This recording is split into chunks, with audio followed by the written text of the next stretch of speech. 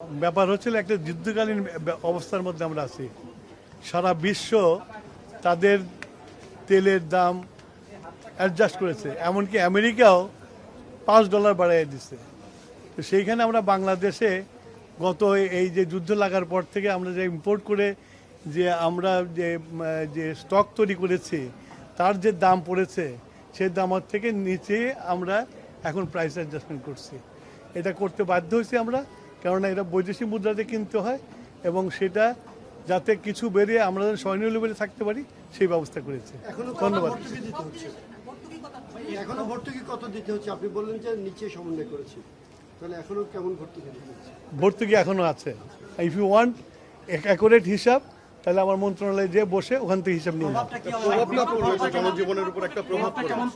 যুদ্ধ মানেই বিরূপ প্রভাব পড়া। এই যুদ্ধে শুধু বাংলাদেশ না, সারা পৃথিবীর প্রতি প্রভাব পড়েছে, আমাদের উপর সেই প্রভাব আছে।